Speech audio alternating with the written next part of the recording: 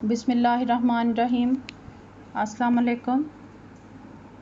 تو کلاس پچھلا پورا ہفتہ آپ نے نظم اور غزل کی تشریح کی۔ آج ہم دوبارہ حصہ نثر کی طرف آتے ہیں۔ تو یہ دیکھیں حصہ نثر کا دوسرا سبق جو کہ میاں بشیر احمد کا لکھا ہوا مضمون ہے، تشکیل پاکستان۔ تشکیل کا مطلب ہے معرض وجود میں آنا یا بننا۔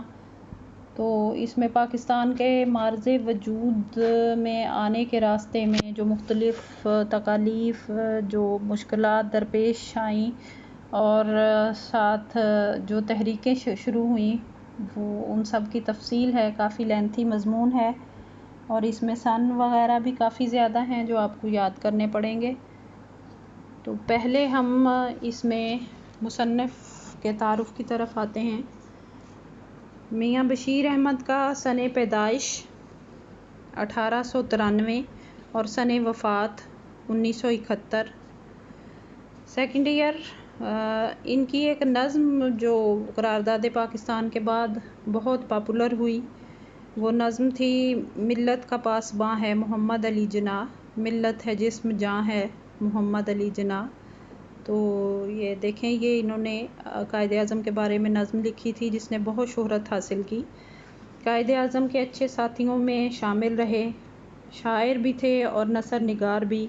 اردو زبان کی خدمت کے نظریے سے انہوں نے اپنے والد جسٹس شاہ دین ہمایوں کے نام سے ادبی رسالہ ہمایوں جاری کیا۔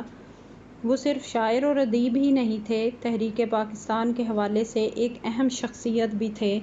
ان کا مضمون تشکیل پاکستان، جو کہ ان کے رسالے ہمایوں میں پہلی دفعہ شائع ہوا، اور پہلی دفعہ اس کا نام جو ہے وہ اسلامی ہند میں بیداری اور تشکیل پاکستان تھا اس میں رسالے میں، جبکہ آپ کے سلیبس میں یہ تشکیل پاکستان کے نام سے شامل ہے۔ یہ مضمون ان کے بہترین انداز تحریر کا نمائندہ ہے اور پاکستان بننے کی اس میں مرحلہ وار کہانی جو ہے وہ بیان کی گئی ہے اور پڑھنے والوں کو تشکیل پاکستان کے عمل سے واقف کرانے کی کوشش کی گئی ہے۔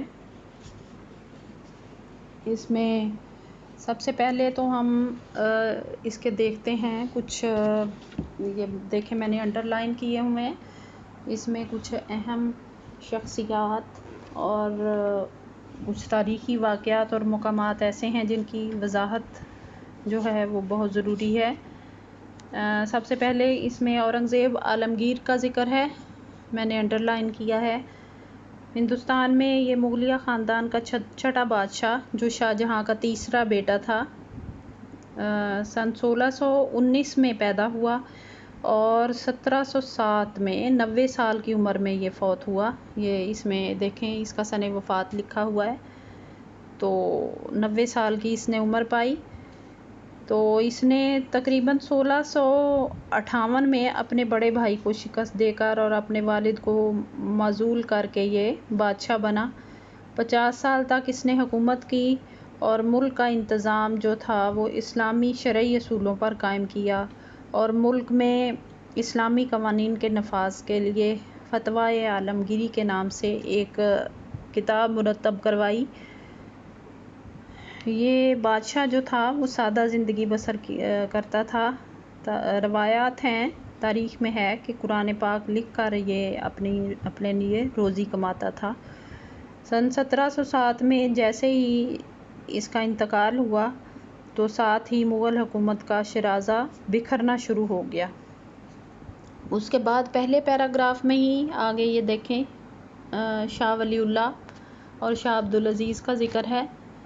تو شاہ ولی اللہ رحمۃ اللہ علیہ جو تھے وہ 18ویں صدی کے عظیم مفکر جو کہ 1703 میں پیدا ہوئے تھے اور سن 1762 میں فوت ہوئے۔ ان کا یہ زمانہ جو تھا وہ سیاسی اعتبار سے ہندوستان میں اسلام کے زوال کا زمانہ تھا۔ تو شاہ ولی اللہ نے نئے سرے سے دین کی سربلندی کے لیے کام کیا اور مرہٹوں کے خلاف انہوں نے احمد شاہ ابدالی کو بلایا اور پانی پت کی تیسری لڑائی میں مرہٹوں کو خوفناک جو ہے ان کی طاقت تھی اس کو شکست دے دی۔ شاہ ولی اللہ نے تفسیر، حدیث، تصوف، فقہ اور تاریخ جیسے اسلامی علوم پر 20 کتابیں لکھی ہیں۔ اور ان کا ایک عظیم کارنامہ جو ہے وہ قرآن پاک کا فارسی زبان میں ترجمہ ہے۔ اس کے ساتھ ہی آگے جو دوسرا لفظ ہے شاہ عبدالعزیز، شاہ عبدالعزیز جو تھے وہ شاہ ولی اللہ کے بڑے بیٹے تھے۔ آپ کے جو تھے وہ اپنے والد کے شاگرد اور جانشین تھے۔ 60 برس تک علم حدیث کا انہوں نے درس دیا اور اسی میدان میں ان کی چند تصانیف بھی ہیں۔ آپ نے مسلمانوں کو انگریزی پڑھنے کا جو ہے وہ فتویٰ دیا تھا۔ اس میں آگے دیکھیں سید احمد بریلوی مسلمانوں کی مذہبی اصلاح اور مجاہدین کی عظیم تحریک کے یہ بانی تھے۔ سید احمد بریلوی جو ہیں وہ سن 1831 میں شہید ہوئے تھے۔ شاہ ولی اللہ کے پوتے شاہ اسماعیل شہید آپ کے مرید تھے اور ان دونوں نے مل کر سکھوں کے خلاف جہاد کیا تھا، جنہوں نے اس دور میں مسلمانوں کی مذہبی آزادی جو ہے اس کو سلب کر لی تھی۔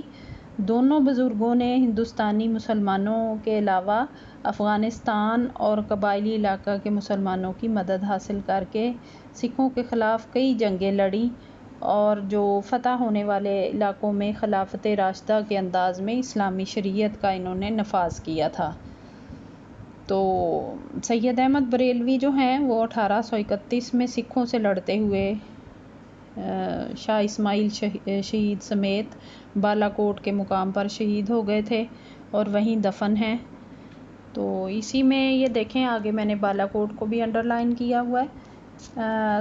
یہ صوبہ سرحد میں واقع ایک مشہور پہاڑی قصبہ ہے جہاں سید احمد شہید اور شاہ اسماعیل شہید کے مزار ہیں، اور کہا جاتا ہے کہ گزشتہ زلزلے کے باعث یہ پورا قصبہ تباہ و برباد ہو گیا، لیکن ان دونوں حضرات کے جو مزار ہیں وہ محفوظ رہے۔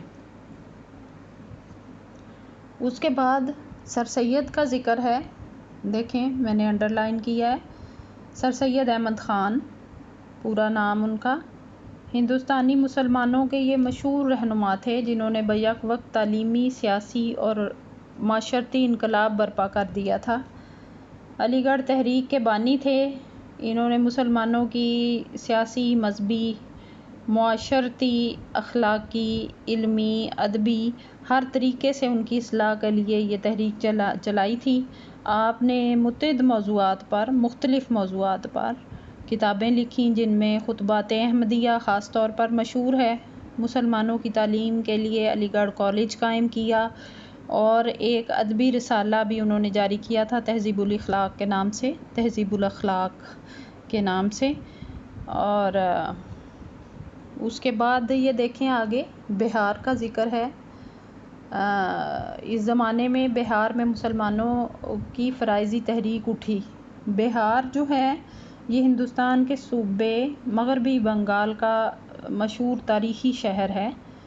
اس کے بعد فرائضی تحریک کے بارے میں طالبات آپ کو بتا دیتی ہوں۔ یہ 19ویں صدی کے آغاز میں بنگال میں یہ شروع ہونے والی جو تھی مذہبی احیاء کی تحریک، اس کے بانی حاجی شریعت اللہ تھے۔ حاجی شریعت اللہ جو عبادات کی پابندی اور گناہوں سے توبہ پر زور دیتے تھے، انہوں نے مسلمانوں میں پائی جانے والی ہندوانہ رسموں کی بھی مخالفت کی، اور ان کے بعد ان کے صاحبزادے جو تھے، ان کے بیٹے حاجی محمد محسن نے اس تحریک کو زیادہ منظم کیا اور مسلمان جو کسانوں کو ظالم ہندو ذمہ داروں سے نجات دلانے کے لیے تحریک چلائی اور اس کو آگے بڑھایا۔ اس کے بعد آخری پیراگراف میں دیکھیں سن 1857 میں مسلمانوں کی رہی سہی عزت بھی خاک میں مل گئی۔ اب سن 1857 میں برصغیر کی تمام قوموں کے انگریزوں کے بڑھتے ہوئے اثر و رسوخ کو ختم کرنے کے لیے انہوں نے مل کر ایک جنگ آزادی لڑی۔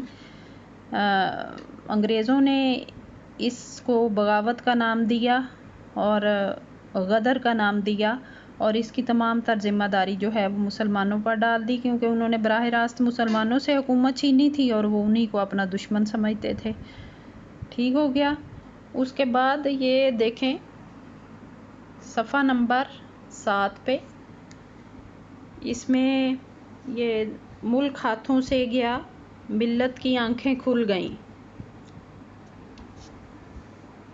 اس کا مطلب ہے، یہ شعر کا مصرع بطور تضمین علامہ اقبال نے اپنی نظم خضر راہ میں استعمال کیا ہے. تضمین کا مطلب جو ہے، اس کے لغوی معنی ہے ملانا یا شامل کرنا.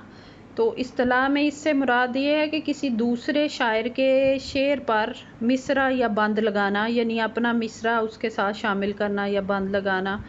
ٹھیک ہے. اس کا مفہوم یہ ہے کہ اگر ہمارا ملک، یہ لفظ یہ جو مصرع ہے، ملک ہاتھوں سے گیا، ملت کی آنکھیں کھل گئیں، کہ اگرچہ جو ہمارا ملک ہے ہمارے ہاتھوں سے نکل کر انگریزوں کے ہاتھوں میں چلا گیا ہے، لیکن اس کا یہ نتیجہ ضرور نکلا ہے کہ قوم کو اپنی غفلت کا احساس ہو گیا ہے اور وہ بیدار ہو گئی ہے. اس کے بعد دوسرے پیراگراف میں سر سید احمد خان کے رسالے تہذیب الاخلاق کا ذکر ہے. سر سید نے یہ رسالہ 1870 میں انگلستان سے واپس آ کر اور وہاں پر موجود جو ان کے انگریزوں کے 2 مشہور رسالے تھے، اسپیکٹیٹر اور ٹیٹلر، ان کی طرز پر یہ رسالہ جاری کیا تھا. اس کے مضامین عموماً جو تھے وہ قومی اخلاق اور کردار کی اصلاح کے لیے لکھے جاتے تھے. سر سید اور ان کے ساتھیوں نے اس میں بے شمار مضامین لکھے تھے. اس کے بعد علی گڑھ کالج کا ذکر ہے. علی گڑھ کالج 1877 میں سر سید نے انگریزوں کی درس گاہوں کے نمونوں پر جو ہے علی گڑھ کے مقام پر ایک مدرسۃ العلوم کھولا تھا. پھر یہ MAO کالج اور بعد میں سن 1921 میں مسلم یونیورسٹی علی گڑھ بنا. سمجھ آ گئی. اس کے بعد یہ اس میں ذکر ہے زندہ دلانے پنجاب کا. یہ سر سید نے علی گڑھ کالج کے چندے کے لیے 4 مرتبہ پنجاب کا دورہ کیا تھا.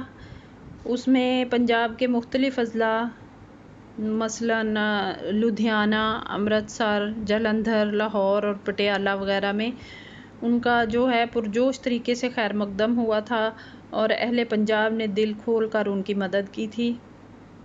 تو اس لیے سر سید نے پنجابیوں کے اس عمل سے متاثر ہو کر انہیں زندہ دلانے پنجاب کا لقب دیا تھا، یعنی جس کا مطلب ہے کہ کھلے دل کے مالک، خوش مزاج. آگے دیکھیں، انجمن حمایت اسلام. ٹھیک ہے، یہ ادارہ انہوں نے قائم کیا تھا. یہ تقریباً 1884 میں لاہور میں قائم ہونے والا ایک ادارہ جو مسلمانوں کی معاشرتی، معاشی اور تعلیمی بہبود کے لیے وقف تھا. انجمن کے تحت بہت سے فلاحی اور تعلیمی ادارے قائم ہوئے اور اب بھی بڑی کامیابی سے چل رہے ہیں. اس کے بعد انہوں نے ذکر کیا ہے آل انڈیا محمدن ایجوکیشنل کانفرنس. اس کی بنیاد ڈالی گئی. یہ تقریباً سن 1886 میں سر سید نے علی گڑھ میں اس کانفرنس کی بنیاد ڈالی. اس کانفرنس کے ذریعے ملک کے مختلف حصوں میں جلسے کر کے مسلمانوں میں جو ہے وہ جدید تعلیم کا شوق پیدا کیا گیا اور مسلم لیگ کے قیام سے پہلے اس کانفرنس کی آواز کو ہی مسلمان قوم کی آواز سمجھا جاتا تھا. اس کے بعد یہ دیکھیں انڈین نیشنل کانگریس، اس کی بنیاد رکھی گئی. 1885 میں قائم ہونے والی ہندوستان کی ایک قومی سیاسی جماعت جس کا شروع میں مقصد ہندوستانی عوام کے سیاسی اور معاشرتی حقوق کے لیے آواز اٹھانا تھا، آہستہ آہستہ یہ جماعت صرف ہندوؤں کے مفادات کی ترجمان بن کے رہ گئی تھی. تو اس کے بعد اس میں ذکر ہے، دیکھیں اسباب بغاوت ہند. اسباب بغاوت ہند جو ہے یہ سر سید نے رسالہ لکھا تھا اور اس میں انہوں نے 1857 میں انگریزوں کے خلاف بغاوت کے اسباب کے بارے میں تفصیل سے بیان کیا ہے۔ سر سید نے عام مسلمانوں کو بغاوت کے الزام سے بری قرار دیا ہے اور بڑی جرأت کے ساتھ انہوں نے انگریزوں کی فتح کے بعد انہیں ان کی غلطیوں پر ٹوکا ہے یا اس کا انہیں احساس دلایا ہے۔ اس رسالے کا انگریزی میں ترجمہ کر کے انگلستان کی ملکہ اور حکومت کے دوسرے بڑے بڑے ارکان کو بھی بھیجا گیا تھا۔ اس کے بعد یہ کونسل کے ممبر نامزد ہوئے۔ جب وہ کونسل کے ممبر نامزد ہوئے تو اس میں کونسل کون سی ہے؟ یہ برطانوی حکومت نے مختلف مسائل پر حکومت کو صلاح و مشورے کے لیے ایک وائسرائے کونسل بنائی تھی، جس میں برصغیر کے مقامی باشندے بھی شامل ہوتے تھے۔ سمجھ آ گئی؟ اس کے بعد آگے ہے یہ محسن الملک، وقار الملک، حالی، نذیر احمد، ذکاء اللہ، شبلی وغیرہ نے تعلیمی، سیاسی اور ادبی خدمات سر انجام دیں۔ اس میں محسن الملک جو ہے طالبات، ان کا اصل نام مہدی علی خان تھا۔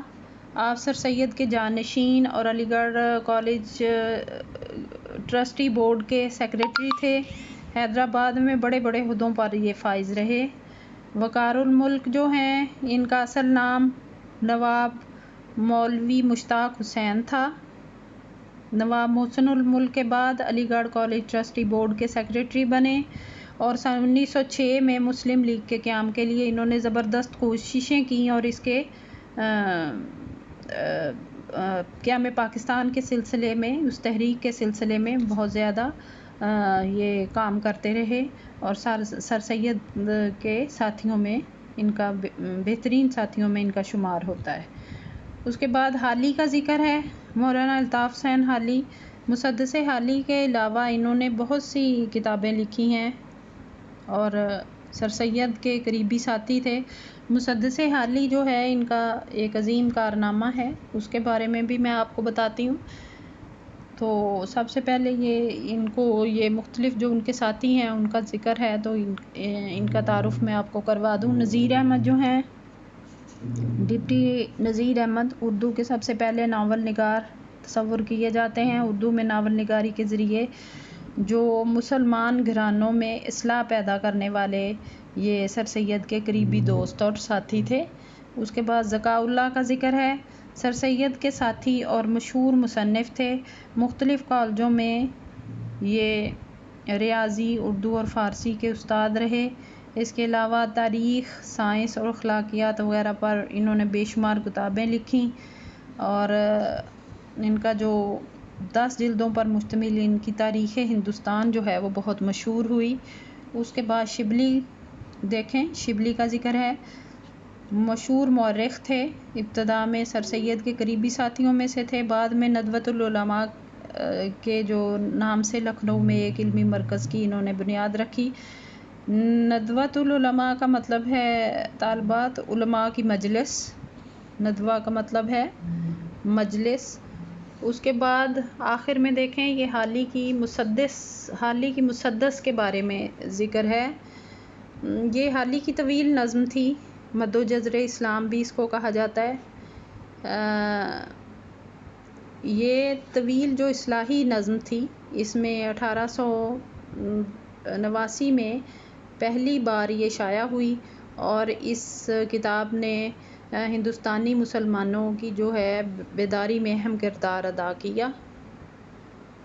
تو یہ 2 چیپٹرز کا 2 صفحات کا اس میں آپ کو سیکنڈ ایئر تشکیل پاکستان کا یہ مصنف کا تعارف بھی ہو گیا اور اس میں بیان کیے گئے اہم تاریخی واقعات، شخصیات اور مقامات کو ڈیٹیل سے میں نے بیان کر دیا ہے۔ چیپٹر جیسے کہ میں نے آپ کو بتایا کافی لینتھی ہے، تو کل ہم اگلے صفحات کا جائزہ لیں گے۔